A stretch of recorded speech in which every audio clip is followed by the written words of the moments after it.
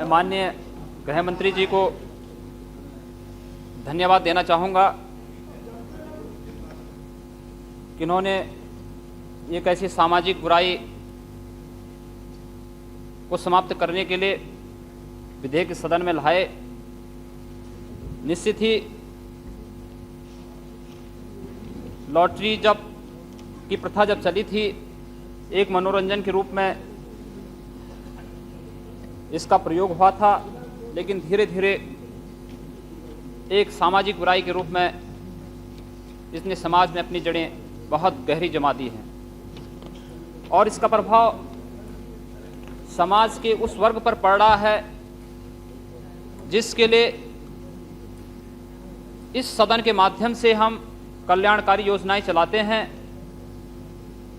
क्या ये हास्यास्पद नहीं है कि एक ओर तो हम विभिन्न कल्याणकारी योजनाएं चलाते हैं कि समाज का जो दबा कुचला वर्ग है या गरीबी की रेखा से नीचे जीवन यापन जो वर्ग कर रहा है उसके लिए विभिन्न कल्याणकारी योजनाएं चला रहे हैं, वहीं उसी वर्ग पर इस लॉटरी की सबसे बड़ी मार उसी वर्ग को झेलनी पड़ रही है।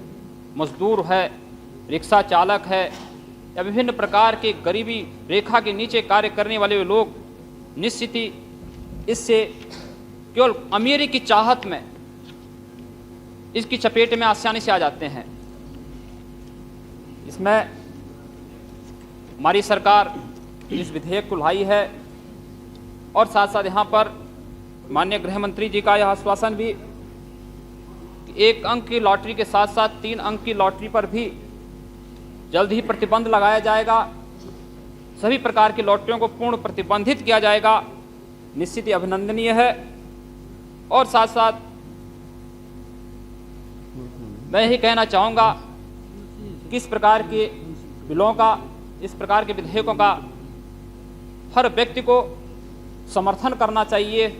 हो सकता है कुछ राजस्व हानि हो सकती है, लेकिन जहाँ पर राष्ट्रीय और सामाजिक मुद्दे सामने हों, सामान्य सामाजिक उद्देश्य सामने हों, वहाँ पर इस प्रकार के आर्थिक उद्देश्यों को हमें छोड़ना होगा और राष्ट्र और समाज को सामने रख करके इस प्रकार के विधेयकों को हमें पास करना होगा।